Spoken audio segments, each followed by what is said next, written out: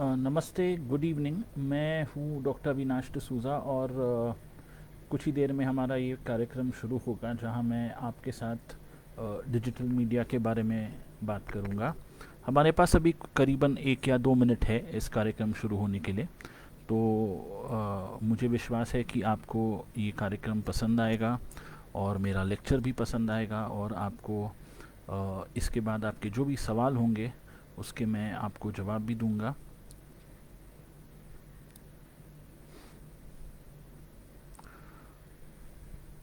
मैं करीबन 1 मिनट और रुकने वाला हूँ इस प्रोग्राम को शुरू करने के पहले।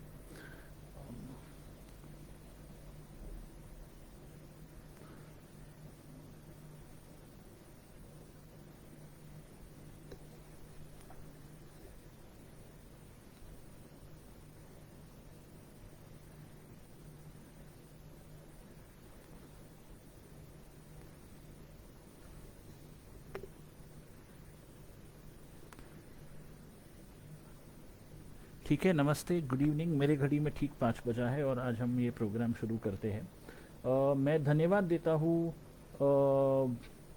इंदौर स्कूल्स का जिन्होंने मुझे यहाँ आमंत्रित किया कि मैं आपके साथ आकर डिजिटल मीडिया के बारे में चर्चा करूँ। खास करके डिजिटल मीडिया का हम पे क्या असर होता है। कुछ असर अच्छे होते हैं, कुछ असर बुरे होते हैं, कुछ असर हानिकारक होते हैं और कुछ असर हमारे सेहत के लिए अच्छे होते हैं।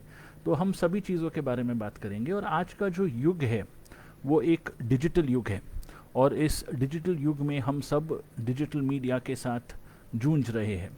डिजिटल मीडिया ऐसी चीज़ है कि कई बार रोज़मर्रा की ज़िंदगी में वो हमारी ज़िंदगी का एक अहम हिस्सा बन गई है और डिजिटल मीडिया से हम दूर भाग नहीं सकते हैं। डिजिटल मीडिया के साथ हमें रहना है, उसी के साथ हमें आगे जाना है और उसके अलावा डिजिटल मीडिया के कारण ही हमारे जीवन जो है एक तरह से लाभदायक और आसान हो गई है। हम जब डिजिटल मीडिया के बारे में बात करेंगे तो सबसे पहला सवाल ये उठता है कि क्या हम डिजिटल मीडिया के बिना रह सकते हैं। डिजिटल मीडिया के बिना रहना बहुत मुश्किल है क्योंकि डिजिटल मीडिया हर जगह आ गई है। चाहे बैंक ट्रांजैक्शंस हो, चाहे सोशल मीडिया हो, चाहे मैसेजेस हो, चाहे वीडियोस हो जैसे आज का कार्यक्रम है, या कोई भी अन्य आवश्यक चीज़ों में भी डिजिटल युग का काफ़ी प्रभाव है। डिजिटल मीडिया ऐसी चीज़ है कि उसका असर बड़ों पे भी होती है, उसका असर बच्चों पे भी होता है, उसका असर बुज़ुर्गों पे भी होता है। तो पूरी पीढ़ी यानी बचपन से लेकर बुढ़ापे तक डिजिटल मीडिया के शिकार है और इसके शिकंज में आ गए हैं। इम्पॉर्टेंट चीज़ जानना ये ज़रूरी है कि डिजिटल मीडिया रहने वाली है, वो कहीं भी जाने वाली नहीं है। लेकिन डिजिटल मीडिया के बारे में कुछ बातें हम ऐसे कर ले कि डिजिटल मीडिया आवश्यक क्यों है। डिजिटल मीडिया आवश्यक इसीलिए है क्योंकि हम चाहते हैं कि हम हमारे जो करीबी दोस्त हैं, रिश्तेदार हैं, घर के लोग हैं, उनसे जुड़े रहे। तो फेसबुक जैसा सोशल मीडिया हमें लोगों से जुड़े रखता है और इंस्टाग्राम जैसा सोशल मीडिया हमें लोगों से जुड़े रखता है। हमारे कई दोस्त जो हमसे बिछड़ गए थे स्कूल के बाद, कॉलेज के बाद, फेसबुक के कारण वापस हमारे करीब आ गए हैं। कई बार ये भी होता है कि हमें डिजिटल मीडिया में रुचि रहती है कि हम कुछ पोस्ट करें, लोग उसे लाइक्स दें और उस लाइक्स द्वारा हमें पता चलता है कि कितने लोग हमें पसंद करते हैं, कितने लोग हमें नापसंद करते हैं। कुछ लोग कमेंट्स दे तो हमें हमारी दिल को खुशी मिलती है कि किसी ने हमारी पोस्ट की हुई चीज़ की प्रशंसा की है। कई बार ये भी होता है कि जब हम डिजिटल मीडिया के बारे में सोचते हैं तो एक आकर्षण जो डिजिटल मीडिया का हो गया है, वो आकर्षण ये है कि हम बहुत सारे लोगों के पास पहुंच सकते हैं डिजिटल मीडिया के माध्यम से। आज मैं फेसबुक लाइव हूँ, इसके बाद ये पूरी लेक्चर लोग फेसबुक पे देखेंगे, कई लोग आएंगे और इसे देखेंगे। इसे हम अलग अलग ग्रुप्स पे पोस्ट कर सकते हैं। तो सोशल मीडिया के कारण हम दुनिया के कोई भी कोने में किसी के पास भी पहुंच सकते हैं। ये सोशल मीडिया को ध्यान रखते हुए एक अहम बात है। कई बार ये भी होता है कि सोशल मीडिया की लत यानी एक तरह का एडिक्शन हमें लग जाती है और इसके कई प्रकार हैं। हम जब पहला प्रकार देखेंगे वो ये है कि कई बार हम सोशल मीडिया पे चैट करते रहते हैं। कई बार हम सोशल मीडिया पे मैसेजेस भेजते रहते हैं। व्हाट्सएप का उदाहरण ले लीजिए। व्हाट्सएप के कारण कई बार जो है हम लोगों से बातें करते हैं, अब हमारे रिश्तेदारों से जुड़ते हैं, अलग अलग चीज़ें पोस्ट करते हैं। लेकिन डिजिटल मीडिया में व्हाट्सएप जैसे माध्यम का इस्तेमाल करते समय हमें ये याद रखना है कि हम कोई भी फॉरवर्ड उसकी सच्चाई को पहचाने बिना न करें। ये बहुत ज़रूरी है, क्योंकि कई बार हम बहुत सारी चीज़ें फॉरवर्ड कर देते हैं जो सच नहीं है, और उसके कारण एक झूठा खबर फैल जाती है, और उसके कारण लोगों के मन में चिंता, निराशापन, उदासी, फिक्र आ जाती है। तो थोड़ा सा ध्यान हमें ये रखना है कि हम कोई भी गलत खबर फॉरवर्ड नहीं करें। हमारे पास डिजिटल मीडिया में हम ये भी देखते हैं कि कई लोग ऐसे हैं जो फेसबुक पे, इंस्टाग्राम पे अलग अलग पोस्ट डालते हैं, और वो चाहते हैं कि इन पोस्ट के बाद लोग उन्हें लाइक करें, उस पोस्ट के नीचे कमेंट्स दें। उस कमेंट्स का न मिलना उन्हें दुखी कर देता है, अच्छे कमेंट्स का मिलना उन्हें खुशी कर देता है। तो ये एक इम्पॉर्टेंट माध्यम है डिजिटल मीडिया का, कि लोग जो है देखते हैं कि दूसरे लोग उन्हें सराहे, उन्हें प्यार दे, और उस प्यार के खोज में लोग डिजिटल मीडिया में चले जाते हैं। कई बार हमारे पास ऐसे भी लोग आते हैं जिन्हें रोज़ कुछ ना कुछ ऑनलाइन शॉपिंग करने की रुचि रहती है, जिसे हम कंपल्सिव ऑनलाइन शॉपिंग करते हैं। हमारे पास अमेज़ॉन है, हमारे पास बहुत सारे शॉपिंग साइट्स है, मिंत्रा है, फैशन साइट्स है, लोग जाके कपड़े खरीदते हैं, अन्य वस्तु खरीदते हैं। उनका मकसद ये है कि रोज़ कुछ ना कुछ हमें खरीदना ही है, आज अगर हम कमाएं तो कुछ ना कुछ ऑनलाइन ले। तो एक तरह से ऑनलाइन शॉपिंग की लत भी लोगों को लग जाती है। वीडियो गेम खेलना ये भी एक डिजिटल मीडिया का ही प्रभाव है। कई प्रकार के वीडियो गेम्स आते हैं, हमारे बच्चे अलग अलग प्रकार के वीडियो गेम्स खेलते हैं। उस समय पे ये अनिवार्य है कि हम देखें कि हमारे बच्चे किस प्रकार के वीडियो गेम्स खेल रहे हैं। कुछ वीडियो गेम्स ऐसे होते हैं जिनका उपलक्ष्य ये होता है कि बच्चा किसी को मारे, खून बहाए, और उसमें गुंडागर्दी होती है, जिसके कारण जो है बच्चे के मन में गुस्सा पैदा होती है, बच्चा स्कूल में जाकर लड़ाई झगड़े करता है। कई बार ये भी होता है कि कुछ गेम्स ऐसे होते हैं जहाँ प्लानिंग लगती है, जैसे युद्ध वाले गेम्स होते हैं जहाँ बच्चे को प्लान करके युद्ध करना है। कुछ गेम्स चेस जैसे होते हैं जहाँ दिमागी इस्तेमाल होता है। कुछ गेम्स ऐसे होते हैं जहाँ पे वर्ड फॉर्मेशन होता है, जैसे स्क्रैबल हो। तो जिस प्रकार का गेम बच्चा खेलेगा उसी प्रकार का प्रभाव उसके चरित्र पे होगा। ये बहुत ज़रूरी है कि हम ध्यान दें कि बच्चा किस प्रकार के गेम्स खेल रहा है, क्योंकि जिस प्रकार के गेम्स बच्चे को रुचि देती है उसी प्रकार का प्रभाव उसके चरित्र पे पड़ती है, उसी प्रकार का प्रभाव उसके व्यक्तित्व पे पड़ती है, और उसी कारण से जो है बच्चे का जो एक पर्सनैलिटी है वो डेवलप होती है और उसका निर्माण होता है। एक इम्पॉर्टेंट चीज़ जो हम आजकल देख रहे हैं, जो एक मैं कहूँगा महत्वपूर्ण चीज़ ये है कि आजकल काफ़ी लोग सेक्सुअलिटी को लेकर ऑनलाइन सेक्सुअलिटी ढूंढते हैं, जैसे पोर्नोग्राफी यानी सेक्सुअल वीडियोस ऑनलाइन देखना, एडल्ट कंटेंट को ऑनलाइन देखना। ये भी एक प्रकार की रुचि कई बार लोगों में आ जाती है, जिसे हम कंपल्सिव पोर्नोग्राफिक यूजेज कहते हैं। और कई बार हम देखते हैं कि जवान युवक पीढ़ी के लोग और बच्चे भी इसका शिकार हो जाते हैं। हम जब डिजिटल मीडिया के बारे में बात करते हैं तो ये बहुत इम्पोर्टेंट है कि हम जब डिजिटल मीडिया का इस्तेमाल करें, हम हमारे जो करीबी रिश्तेदार है, हमारी जो परिवार है, उनसे हम दूर न जाएं। कई बार ये हो जाता है कि पूरा परिवार एक दूसरे से दिन भर बात नहीं करता, और वो जब भी बात करते हैं तो उसका हमेशा वो बातें भी डिजिटल मीडिया पे ही होती है, व्हाट्सएप के ग्रुप्स पे होते हैं, और उसके कारण जो है एक तरह का जो ह्यूमन कनेक्शन है, इंसान से इंसान का जो कनेक्शन है वो टूट जाती है। पूरा परिवार जो है वो एक दूसरे के साथ बैठकर बात नहीं करते, हंसी मजाक नहीं करते, और इसके कारण जो है परिवार में कहीं प्रॉब्लम्स आ जाते हैं, कहीं बाधाएं आ जाती हैं, कहीं कठिनाइयाँ आ जाती हैं। तो इसके प्रति भी हमें थोड़ा ध्यान देना ज़रूरी है। सोते समय हम फ़ोन पे न रहें, कारण अगर हम सोते समय फ़ोन पे रहेंगे तो हमारी नींद उड़ जाएगी, फ़ोन में अलग अलग चीज़ें ऐसे आएगी जिससे हमें रुचि होगी और उसके कारण भी उसका असर भी हमारे ऊपर हो जाती है।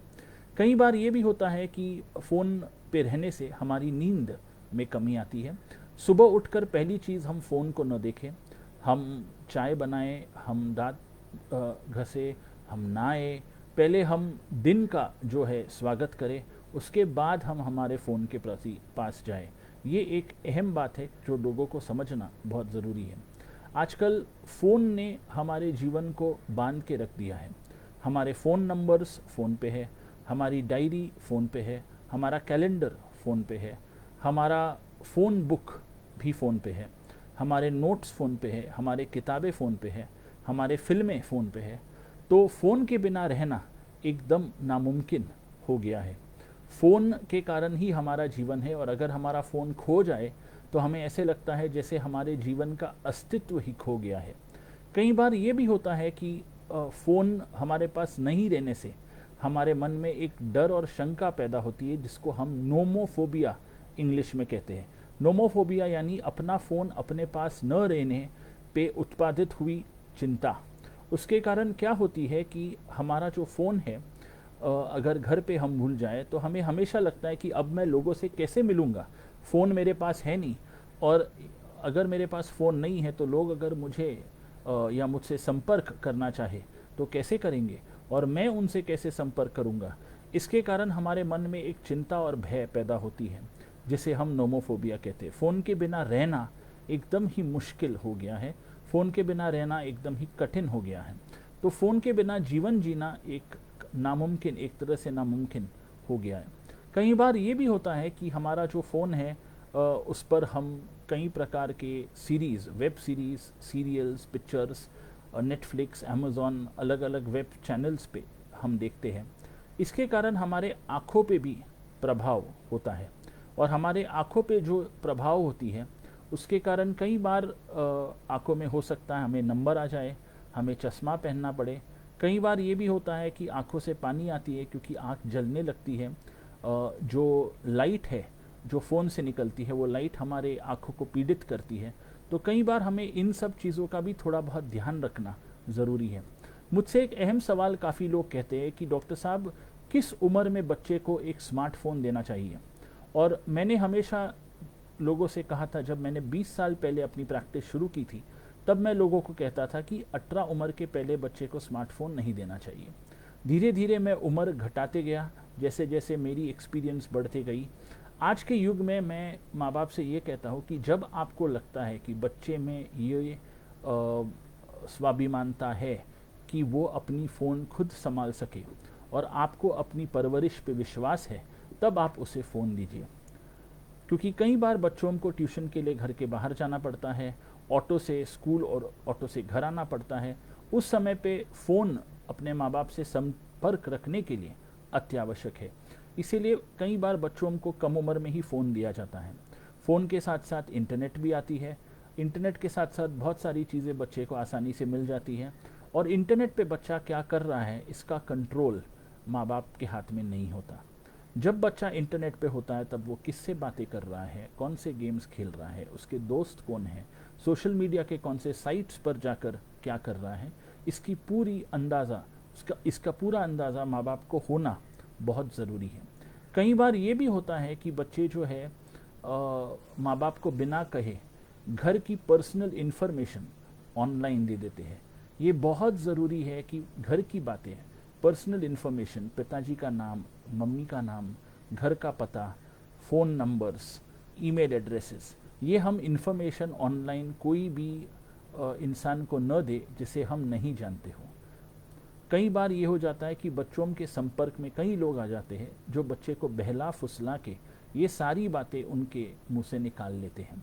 ये बहुत ज़रूरी है कि हम बच्चे को समझाए कि जब आप ऑनलाइन हो तो आप अगर किसी से बात कर रहे हो जिनको आप नहीं पहचाने, जिसको आप नहीं जानते हो, उनसे पर्सनल इन्फॉर्मेशन नहीं देना है। कोई भी गैर इंसान से हमें घर के बारे में नहीं बताना है, अपने फ़ोटोज़ नहीं देने हैं, अपना नाम नहीं बताना है, नंबर नहीं बताना है, पता नहीं बताना है। ये आवश्यक है अपने आप को सुरक्षित रखने के लिए। कई बार ये भी हो जाता है कि जो हमारे बच्चे हैं वो जब ऑनलाइन रहते हैं तो तरह तरह के लोग उन्हें तरह तरह के मैसेजेस भेजते हैं। उस समय पे भी इन मैसेजेस में अगर उन्हें कोई भी मैसेज ऐसे लगा जिससे उन्हें डर लगता हो, कोई भी मैसेज ऐसे लगा जो उन्हें पसंद नहीं आता हो, तो तुरंत अपने माँ बाप को बताएं, क्योंकि कई बार गलत चीज़ें ऑनलाइन बच्चों के साथ होती है। उस समय पे माँ बाप को इस बारे में पता चलना बहुत आवश्यक है, ताकि आप पुलिस की मदद ले सके, साइबर सिक्योरिटी की मदद ले सके और इन चीज़ों का हल भी ढूंढ सके। मैं और एक चीज़ कहूँगा कि जो डिजिटल मीडिया है उसमें बच्चे ही नहीं, बड़े भी, बुज़ुर्ग भी, सभी लोग इससे आकर्षित हुए हैं। बुज़ुर्ग लोग इस पे मूवीज़ देखते हैं, बड़े लोग इस पे मूवीज़ देखते हैं, व्हाट्सएप पे अपने दोस्तों से चर्चा करते हैं, और कई बार एक अनुभव है जिसको हम फियर ऑफ मिसिंग आउट कहते हैं, FOMO, FOMO, fear of missing out, यानी हम कोई भी चीज़ को मिस नहीं करना चाहते। तो हर बीप, हर लाइक, हर मैसेज, हर फोटो, हर फॉरवर्ड को हम देखना चाहते हैं। ये फियर ऑफ मिसिंग आउट के कारण हम कई बार कई घंटों तक डिजिटल मीडिया पे ही लाइव रहते हैं और हम डिजिटल मीडिया छोड़ते नहीं हैं।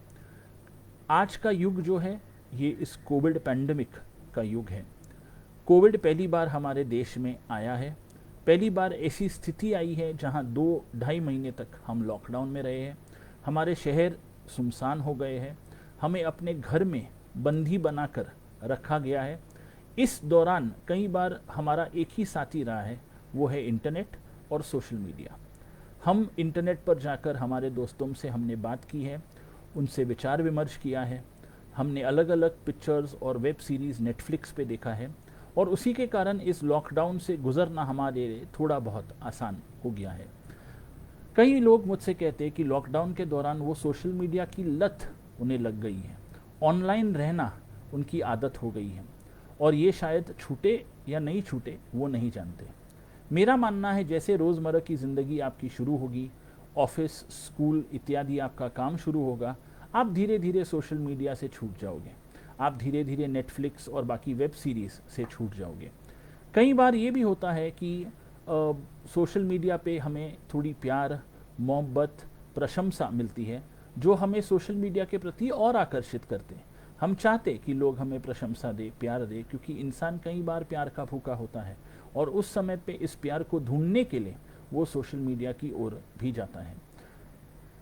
कोविड ने हमें एक चीज़ ये सिखाया है कि हमें हमारे बुज़ुर्गों को सोशल मीडिया और डिजिटल मीडिया के बारे में सिखाना चाहिए, उन्हें सक्षम बनाना है कि वो डिजिटल मीडिया का पूर्ण उपयोग करें, क्योंकि कई बुज़ुर्ग लोग मैंने देखे हैं जो अपने बुढ़ापे में अकेले मुंबई में रहते हैं और उनके पास सोशल मीडिया और डिजिटल मीडिया की कोई जानकारी नहीं है। अपने बच्चों से संपर्क करना, जो बच्चे देश के बाहर है उनसे संपर्क करना उनके लिए मुश्किल हो गया है। एक तरह का अकेलापन उनमें आ गया है, और ये अकेलापन उनमें नहीं आता यदि वो डिजिटल मीडिया का इस्तेमाल करना जानते हैं, और डिजिटल मीडिया का इस्तेमाल करके वो अपने बच्चे और परिवार से संपर्क में रहते। कई बार संपर्क में न रहने के कारण भी उनके मन में चिंता और निराशापन आ गई है। कोरोना वायरस को लेकर कई कई प्रकार की जानकारियाँ हमें सोशल मीडिया पे मिलती है, हमें व्हाट्सएप पे मिलता है। इम्पॉर्टेंट चीज़ ये है, महत्वपूर्ण और अत्य आवश्यक चीज़ ये है कि हम कोई भी फॉरवर्ड बिना सोचे समझे आगे नहीं बढ़ाए, क्योंकि कई बार हम लोगों के मन में डर पैदा करते हैं कोरोना वायरस के बारे में गलत इन्फॉर्मेशन आगे बढ़ाकर। हमें ये ध्यान रखना है कि हम प्यार और सहानुभूति बांटें, हम लोगों के मन में डर और निराशा पैदा करने वाले मैसेजेस नहीं बांटें। हमें ऑप्टिमिस्टिक रहना है, हमें आशावादी इंसान रहना है, हमें पेसिमिस्टिक, निराशावादी इंसान नहीं रहना है। और सोशल मीडिया का भी जो इस्तेमाल है हमें इसी हेतु से, इसी मकसद से आगे करना है। कई बार मुझसे लोग ये भी पूछते हैं कि सर, सोशल मीडिया और डिजिटल मीडिया के कारण क्या हम हमारे प्रकृति से हट गए हैं? ये बहुत इम्पॉर्टेंट है समझना कि हम प्रकृति से हमेशा जुड़े थे। कंप्यूटर्स, मोबाइल्स ने हमें थोड़ी बहुत प्रकृति से अलग कर दी है। हमें प्रकृति का पूरा आनंद लेना है। हम जो हमारा ये निसर्ग है, इस निसर्ग में जाकर इसकी जो पूरी कलाकृति है उसका आनंद लेना बहुत आवश्यक है। हमारे बिल्डिंग के टेरेस पे जाकर, हमारे घरों के टेरेस पे जाकर हम चांद तारों को रात को देखें, ये ज़रूरी है। हम अलग अलग प्रकार के पशु पक्षी को देखें, हम अलग अलग प्रकार के फूल पौधों को देखें, गार्डन में जाए, अलग अलग प्रकार के पत्तियों को इकट्ठा करें, उसे किताब में रखें, कुछ महीने बाद उस पत्तियों की रूपरेखा हम देखें, ये आवश्यक है। ये भी आवश्यक है कि हम पार्क में जाएं, गार्डन में जाएं और खेलें। मेरा मानना है ज़रूर अभी हम इस लॉकडाउन के कारण शायद ये सब नहीं कर पाए, लेकिन एक दिन ज़रूर आएगा जब हम ये सब करेंगे। उस समय हमें डिजिटल मीडिया से मुक्त होकर ये चीज़ें करना है। हमें ये भी समझना बहुत ज़रूरी है कि एक तरफ जब डिजिटल मीडिया हमारे लिए हानिकारक है, उसी प्रकार से वो आवश्यक भी है। हमारी कहीं बैंकिंग नेट बैंकिंग द्वारा होती है, हमारे कहीं क्रेडिट कार्ड्स डिजिटल मीडिया द्वारा होती है, हमारे कहीं ट्रांजैक्शंस, ऑफिस के ईमेल्स, मैसेजेस डिजिटल मीडिया द्वारा होती है। तो डिजिटल मीडिया को हम नकार नहीं सकते, डिजिटल मीडिया हमारे पास हमेशा रहेगी। ये बहुत ज़रूरी है कि हम डिजिटल मीडिया में भी कई बार अलग अलग प्रकार के जुर्म होते हैं, अलग अलग प्रकार के क्राइम्स होते हैं, इसके प्रति थोड़ा ध्यान देना भी ज़रूरी है। Credit card fishing, PHISHING fishing जो है, इसमें कई बार क्या होता है, क्रेडिट कार्ड फ्रॉड होती है और हमारा क्रेडिट कार्ड का इस्तेमाल कोई और करके हमारे पैसे ले जाता है। इसके बारे में थोड़ा हमें ध्यानपूर्वक काम करना होगा। कई बार लोग सोशल मीडिया पे एक दूसरे पे कीचड़ उछालते हैं, एक दूसरे के प्रति गलत बातें करते हैं, जिसे हम इंग्लिश में ट्रोलिंग कहते हैं, जिसे हम इंग्लिश में साइबर बुलिंग भी कहते हैं। जब एक संगठन, एक ग्रुप मिलकर किसी एक इंसान के प्रति गलत चीज़ें फैलाए, उसके पोस्ट्स पे जाके गलत गलत चीज़ें बताए, तो उसको हम साइबर बुलिंग कहते हैं। इसका रिपोर्ट करना बहुत ज़रूरी है। कई बार स्कूलों में भी बच्चों पर इस सोशल मीडिया साइबर बुलिंग का असर होता है, लेकिन बच्चे कई बार अपने माँ बाप को कहने से कतराते हैं, क्योंकि उनको डर है कि उनका फ़ोन ले लिया जाएगा, उनकी इंटरनेट एक्सेस ले ली जाएगी और उनकी दुनिया उजड़ जाएगी, बिछड़ जाएगी। इसलिए वो नहीं चाहते कि वो माँ बाप को बताए। ये बहुत आवश्यक है कि डिजिटल मीडिया का इस्तेमाल करते समय हम डिजिटल मीडिया से सीखें। यूट्यूब द्वारा हम क्या नहीं सीख सकते हैं, यूट्यूब द्वारा हम क्या नहीं कर सकते हैं। हम नई भाषा सीख सकते हैं, अच्छे पदार्थ पकाना सीख सकते हैं, हम वीडियो एडिटिंग, फ़ोटो एडिटिंग, बहुत सारी चीज़ें यूट्यूब द्वारा सीख सकते हैं। सिर्फ सीखने की तमन्ना और चाह हमारे मन में होना ज़रूरी है। डिजिटल मीडिया हमें आगे रास्ता और राह दिखाएगा। कई बार ये भी होता है कि हम जब डिजिटल मीडिया के बारे में सोचते हैं तो हमें लगता है कि ये डिजिटल युग बेहतर था कि क्या हमारे पहले वाला युग बेहतर था। मेरा मानना है जो डिजिटल युग है वो बेहतर है, क्योंकि कई चीज़ें हमें एक जगह से दूसरी जगह बिना जाए हो जाती हैं। कई बार ये भी होता है कि हमें लगता है कि हम डिजिटल मीडिया के कारण लोगों से मिलते नहीं हैं, सब कुछ ऑनलाइन हो जाता है। फिज़िकल प्रेजेंस, हमारा वहाँ रहने का जो एक महत्व था वो कम हो गया है। शादियाँ ऑनलाइन हो रही है, प्यार ऑनलाइन हो रहा है, रिश्ते नाते ऑनलाइन बन रहे और टूट रहे। तो डिजिटल मीडिया हमारे जीवन को एक तरह से दबोच रहा है और हमारे जीवन में जो इंसानियत है उसे सांस लेने की फुर्सत नहीं मिल रही है, उसे अच्छी तरह से खुलकर खुले हवा में सांस लेने की जो अनुमति है डिजिटल मीडिया नहीं दे रही है। लेकिन ये बहुत ज़रूरी है कि हम हमारी इंसानियत, हमारा प्यार, हमारा एक दूसरे के प्रति जो लगाव है वो डिजिटल मीडिया के कारण नहीं खोए। ये बहुत आवश्यक है कि डिजिटल मीडिया के कारण हम कभी भी लोगों से जुड़ना भूल न जाए, लोगों से हंसना, मिलना, गले मिलना, हाथ मिलाना, उनकी सराहना करना, पीठ थपथपाना, ये नहीं भूल जाए। ये बहुत आवश्यक है कि हमारे जो भावनाएं हैं वो हमारे बोल से, हमारे लेखन से व्यक्त हो। हमारी भावनाएं सोशल मीडिया और इमोटिकॉन्स और इमोजीज द्वारा व्यक्त नहीं हों। ये भी आवश्यक है कि जब हम डिजिटल मीडिया के बारे में बात करते हैं तो डिजिटल मीडिया हमारे जीवन में रहने वाला है। इसे किस प्रकार से हमें इस्तेमाल करना है हमारे अच्छाई के लिए, ये हमें सीखना है। मैं अलग अलग स्कूलों में जाता हूँ और अलग अलग स्कूलों में बच्चों को रैशनल डिजिटल मीडिया यूज़, यानी डिजिटल मीडिया का सरल और सक्षम उपयोग, इसके बारे में लेक्चर्स देता हूँ, ताकि बच्चे समझें कि उन्हें ऑनलाइन रहते हुए क्या करना चाहिए और ऑनलाइन रहते हुए क्या नहीं करना चाहिए। ये भी बहुत ज़रूरी है कि हम बच्चों को समझाएं कि डिजिटल मीडिया का गलत असर कहाँ होता है और डिजिटल मीडिया का सही उपयोग कहाँ किया जा सकता है। कभी कभी हमारे साथ ये भी होता है कि डिजिटल मीडिया हमारे से ज़्यादा तरक्की कर रही है। डिजिटल मीडिया जिस गति से आगे बढ़ रही है, इंसान होने के नाते उस गति के साथ साथ में कदम रखना और हर कदम को साथ में मिलाना हमारे लिए कई बार मुश्किल हो जाता है। हमें ये कभी भी नहीं भूलना चाहिए कि हम इंसान हैं। कंप्यूटर, मोबाइल फ़ोन और डिजिटल मीडिया का निर्माण और इसकी खोज इंसान ने ही की थी। और इस डिजिटल युग में हम कभी भी ये नहीं भूल सकते कि इंसानों को डिजिटल नहीं होना है। डिजिटल मीडिया का उपयोग इंसानियत के अच्छे के लिए हमें करना है। हम इंसान रहे और बने रहे, लोगों से जुटे रहे, ये आवश्यक है। क्योंकि अगर हम डिजिटल मीडिया का इस्तेमाल करते हुए ये सब भूल जाए तो डिजिटल मीडिया एक दिन हम पर हानि हो जाएगा और इस धरती पे सब कुछ डिजिटल हो जाएगा और इंसान जो है वो अपनी एक जो पहचान है वो हमेशा के लिए खो देगा। आखिर में मैं आप लोगों से दो ही शब्द कहना चाहूँगा कि डिजिटल मीडिया रहने वाला है, इसका सही उपयोग करना सीखिए, इससे दूर न भागे और इसके दबोच में भी ना आए। आखिर में डिजिटल मीडिया और बच्चों को डिजिटल मीडिया से दूर न रखें। इसका उपयोग उसके पढ़ाई में, लिखाई में, सिखाने में हम ज़रूर करें।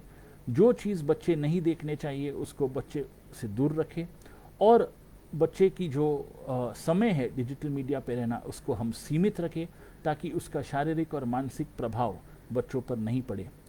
आज हमें ये प्रण करना है इस प्रोग्राम द्वारा कि डिजिटल मीडिया हमारे जीवन का अहम हिस्सा है, लेकिन हम डिजिटल मीडिया के चुंगल में नहीं आने वाले हैं। हम डिजिटल मीडिया का इस्तेमाल सही तरीके से कर हमारे जीवन में खुशहाली लाएंगे और ना किसी के मन में निराशापन और चिंता लाएंगे। यही मेरा आज का मैसेज है। Thank you. अगर कुछ सवाल है तो मैं आपके सवाल ज़रूर लेना चाहूँगा।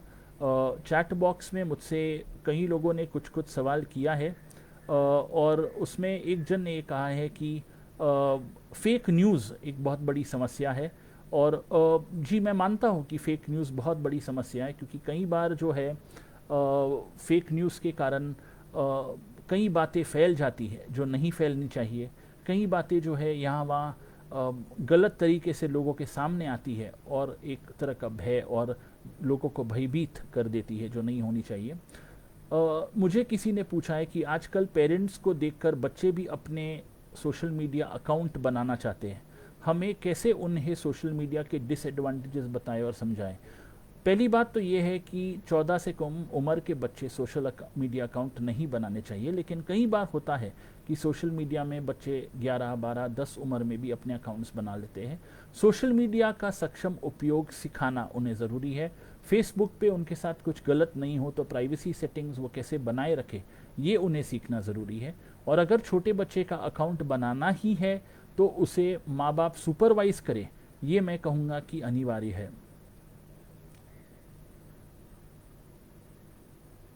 किसी ने मुझसे कहा है कि feelings should be conveyed in words and not emoticon. सही बात है कि ये जो लोगों की भावनाएं हैं कई बार हम इमोजीज में व्यक्त करते हैं।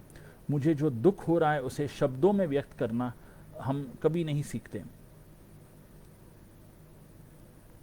किसी ने मुझे पूछा है कि जो डिजिटल मीडिया पे बॉडी शेमिंग होती है, बॉडी शेमिंग यानी शारीरिक तौर पे अगर कोई आपका मजाक उड़ाए, आपके शरीर के अंगों को लेकर कुछ गलत चीज़ें लोग कहे, तो उसमें हम कैसे लोगों को इससे बचाए।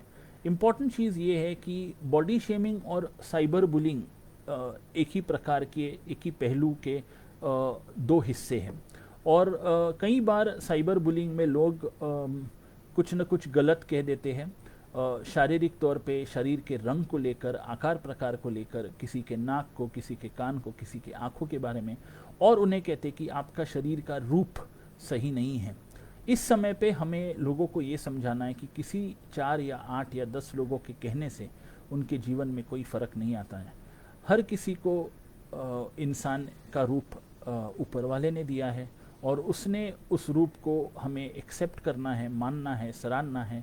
और अगर हम चाहे तो हमारे शरीर पे हम काम ज़रूर कर सकते हैं, लेकिन किसी को भी हक नहीं है कि वो हमारे शरीर के बारे में कोई भी चीज़ कहे। किसी ने मुझसे पूछा है कि कितना समय ज़रूरी है कि बच्चे को हम डिजिटल मीडिया इस्तेमाल करने दें। इम्पॉर्टेंट चीज़ ये है कि मेरा कहना है इसमें ऐसे कोई समय नहीं है। जहाँ तक हमें लगता है कि बच्चा सही तरीके से डिजिटल मीडिया का उपयोग कर रहा है तो बिल्कुल सही होगा कि उसे हम अलाउ करें। अगर डिजिटल मीडिया का उपयोग गलत तरीके से हो रहा है तो डिजिटल मीडिया का एक्सेस हम बच्चे से छीन लें। कोई कह रहा है कि डिजिटल मीडिया ने पब्लिक के पॉलिटिकल और रिलीजियस व्यूज़ डिवाइड कर लिए।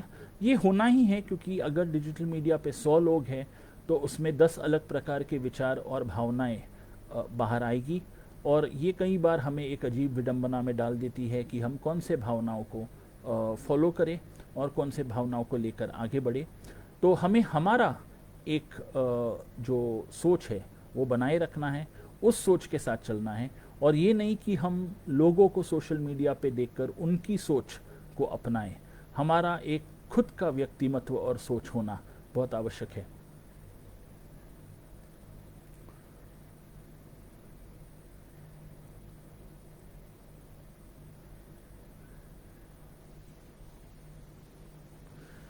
मुझसे लोग ऑनलाइन क्लासेस के बारे में भी पूछते हैं, और मेरा मानना है कि आज हमारे पास ऑनलाइन क्लासेस करने के अलावा कोई ऑप्शन नहीं है। और कई बार ये होता है कि जो ऑनलाइन क्लासेस है इससे बच्चों का जो ऑनलाइन समय है वो बढ़ गया है। मेरा मानना है चौथी से कम कक्षा के बच्चों को 1 घंटे से कम ऑनलाइन रहना चाहिए, और 1 घंटे से ज़्यादा उन्हें ऑनलाइन क्लासेस नहीं होने चाहिए। लेकिन जो बड़े बच्चे हैं उनके लेसन्स ऑनलाइन हो सकते हैं, लेकिन अगर ऑनलाइन वो स्कूल के लिए रहने वाले हैं तो थोड़ी बहुत उनकी गेमिंग समय हमें कम करनी पड़ेगी, ताकि वो 8 या 9 घंटे दिन में ऑनलाइन नहीं रहे। डिजिटल मीडिया से कई बार बच्चे में गुस्सा, क्रोध, ये सभी चीज़ें आ सकती है, क्योंकि डिजिटल मीडिया पे कुछ ऐसी चीज़ें बच्चा देखता है जिससे उसके मन में गुस्से की भावना, क्रोध की भावना पैदा हो। ये नहीं होना चाहिए, क्योंकि हमें मॉनिटर करना चाहिए कि बच्चा ऑनलाइन क्या देख रहा है और क्या नहीं देख रहा है। अगर बच्चा कोई भी प्रोग्राम ऐसा देख रहा है जो उसके मन में नेगेटिव इमोशंस, गलत भावनाएं डाले, या उसके मन में क्रोधित भावनाएं पैदा करे, तो ये इम्पॉर्टेंट चीज़ है कि हम तभी उसका इस्तेमाल करें। सीरीज़ का बिंज वॉचिंग करना भी एक प्रॉब्लम है जो हम अक्सर देखते हैं, और बिंज वॉचिंग बंद करना मुश्किल है, क्योंकि सीरियल्स ही ऐसी बनाई गई है कि जैसे एक कड़ी ख़त्म होती है, हम चाहते कि हम उस धारावाहिक की दूसरी कड़ी देखें, ताकि हमको पता चले कि स्टोरी कहाँ जा रही है। तो इसमें हमें हमारा खुद का कंट्रोल लाना है कि हम 1 या 1.5 घंटे से ज़्यादा कोई भी सीरियल नहीं देखेंगे, उसके बाद हम अगले दिन देखेंगे।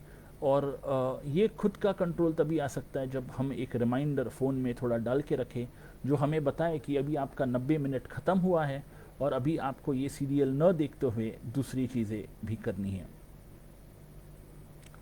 मैं आपके कमेंट्स सेक्शन में मेरा ईमेल एड्रेस भी डाल रहा हूँ, ताकि जो भी बाद में इस वीडियो को देखे, अगर वो मुझसे संपर्क करना चाहे या मुझसे फ़ोन कर मुझसे विचार विमर्श करना चाहे व्हाट्सएप द्वारा, वो कर सकते हैं।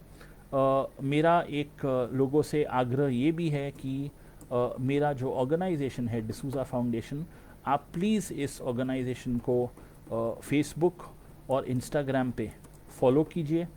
हम दोनों पे है, और पिंटरेस्ट पे भी है, और इसको फॉलो करके हमारे पोस्ट्स को ज़रूर लाइक कीजिएगा। आप लाइक नहीं भी करें तो हमें फॉलो कीजिए, और हमारे जो भी इवेंट्स होते हैं इसको आप देखते जाइए, ताकि आपको और भी ऐसे चीज़ों के साथ सीखने का मौका मिलेगा। मैं आखिर में आपसे यही कहूँगा कि डिजिटल मीडिया हमारे जीवन का हिस्सा है, इसके साथ हमें रहना है, हमें कुछ भी नहीं करना है, हमें बस इसको संभाल के रखना है ताकि ये हम पे हानि नहीं हो। अगर आपको कोई भी ज़रूरत हो आप मुझसे संपर्क कर सकते हैं, और मैं आपको आपके प्रॉब्लम्स का हल बताने के लिए हमेशा आपके साथ हूँ।